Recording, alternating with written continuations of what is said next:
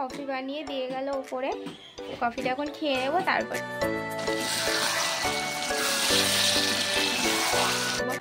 মনে হচ্ছে লেপ মুড়ি দিয়ে বা শুয়ে পড়ি।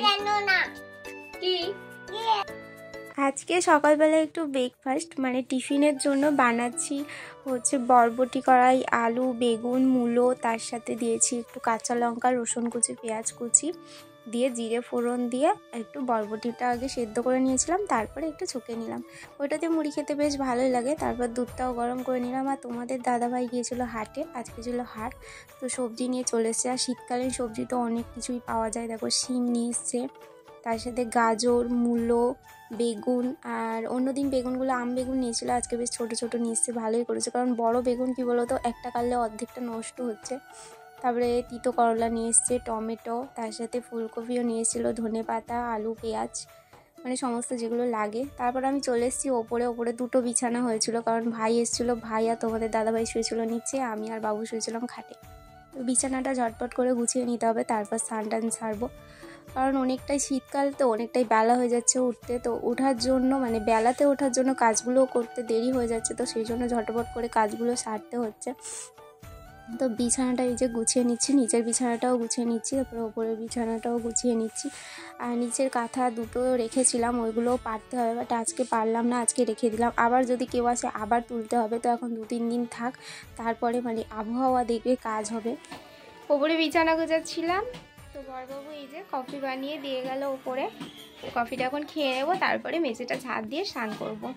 সকালে কি বলো তো, অনেকটা আগেই উঠেছি, অনেকক্ষণই ওঠা হয়, কিন্তু মানে আমি ক্যামেরাটা অন করে কিছুই করতে পারি না কাজ, কারণ আমার ছেলেকে খাওয়ানো থাকে, ওকে খাইয়ে দাইয়ে ব্রাশ ট্রাশ করে চা খেয়ে মুড়ি খাবার করতে, এগুলো করতে না আমার একটু দেরি হয়ে যায়।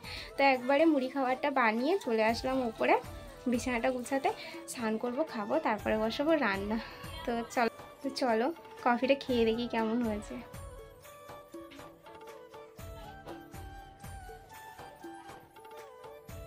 খুব সুন্দর হয়েছে, কিন্তু আমার মানে বর কিছু বানাতে পারুক আর নাই পারুক, কিন্তু চা আর কফিটা খুব সুন্দর বানাতে পারি কিন্তু।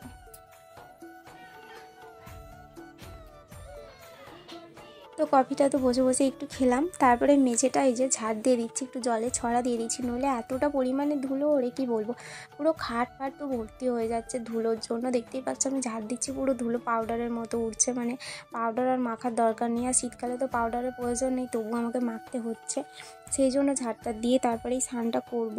আর কার্পেটটা যখন পাড়া ছিল জানো তো, তখন ভালো ছিল, কার্পেটটা আবার তুলে দিয়েছি, এই যে এরকম ধুলো হতে শুরু হয়েছে। স্নান হলো, আর এখন কটা বাজছে জানো, 11টা 15 বেজে গেছে, আর শীত পড়ে গেছে, তার আজকে প্রচণ্ডই ঠান্ডাটা পড়েছে। স্নান করতে জন্য দেরিও হয়ে যাচ্ছে, যে সকাল সকাল স্নানটা করে নেবো তা কিন্তু করতে পারছি না, প্রচণ্ড ঠান্ডা। এখনই স্নান করলাম, তাও খুব ঠান্ডা লাগছিল।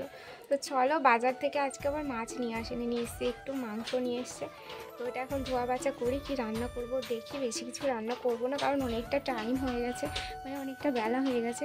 তো চলো আগে আমি ওর নিচে যাই। তো খাওয়া দাওয়া ডান, খাওয়া দাওয়া কমপ্লিট করে নিয়েছি। আর এই যে বললাম চিকেন নিয়েছে, তো একটু কাটতেও হবে আর বেছে নিতে হবে, কারণ ছাল সমেত তো মাংসটা নিয়ে আসে, আর একটু লোম লোম থেকে যায়। বাবা তো ছালটা একদমই খায় না, মানে বাবাকে ছালটা ছাড়িয়ে দেওয়া হয়, আর লোম থাকলে তো একদমই খাবে না, সেটা সেই জন্য ভালো করে দেখে বেছে নিই।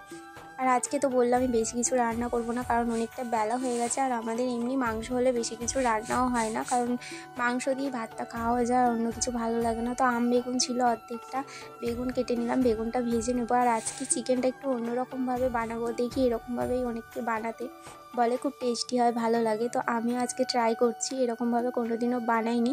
তো চিকেনটাকে ধুয়ে নিয়েছি, তার ওপর দিয়েছি হলুদ গুঁড়ো, লঙ্কার গুঁড়ো, লবণ, তারপর দিয়ে দিলাম আদা, রসুন আর জিরের পেস্ট, তারপরে এই যে পেঁয়াজ কুচিগুলো ওপর থেকে দিয়ে দিচ্ছি, তারপরে যেগুলো মানে লাগে টমেটো, কাঁচা লঙ্কা, মানে সবগুলোই দিয়ে দেব, দিয়ে তার মধ্যে একটু সর্ষের তেল দিয়ে দেবো, দিয়ে ভালো করে মেখে রেখে দেবো, ম্যারিনেশন করে মোটামুটি আধ ঘন্টা রেখে দেবো, আধ ঘন্টা পর করব।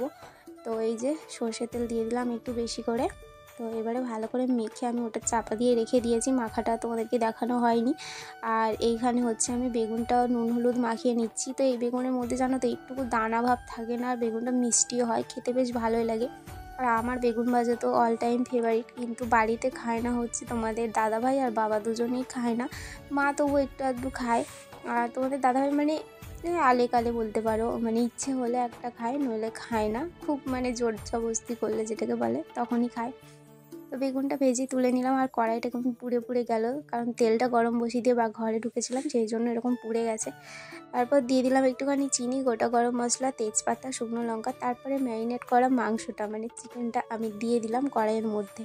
এবারে আমি একটু একে ভালো করে কষিয়ে নেব। আর এই মাংসটা জানোতে একটু ঢাকা চাপা দিয়ে দিয়ে মানে মিডিয়াম আঁচে করতে হয়, তো মানে খুব সুন্দর হয়, এরকম কষতে কষতেই মানে একদম হয়ে যায়। তো আমি কিছুক্ষণ চাপা দিয়ে রেখেছিলাম, আবার খুলে আবার কিছুক্ষণ একটু নেড়ে দিলাম, আবার চাপা দিয়ে দিলাম।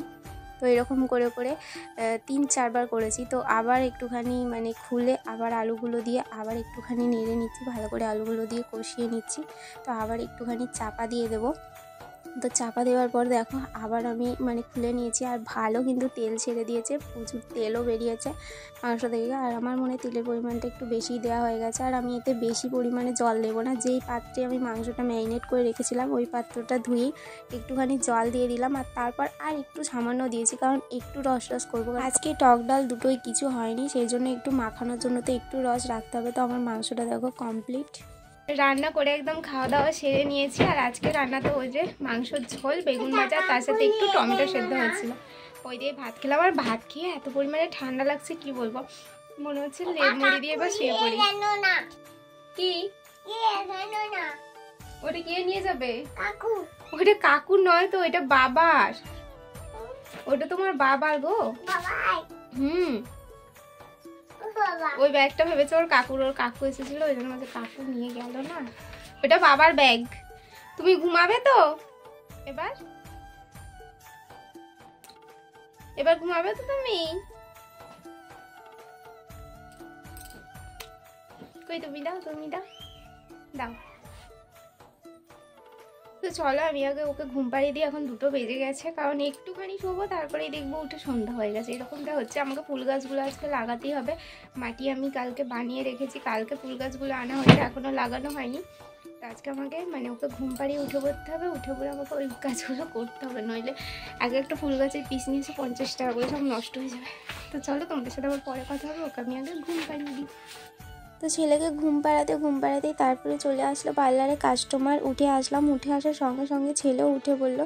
তো যাই হোক করে ওকে একটু দিলাম, দিয়ে আমি কাজটা সারলাম। কাজ সারার পর ওকে অনেক খাওয়ানোর চেষ্টা করলাম, কিন্তু কিছুতেই খেলো না, কারণ আজকে ওর ভালো ঘুম হয়নি। ঘুমানোর কিছুক্ষণ পরেই ও উঠে গেছে, আমি পাশ থেকে যেই উঠেছি ও উঠে গেছে।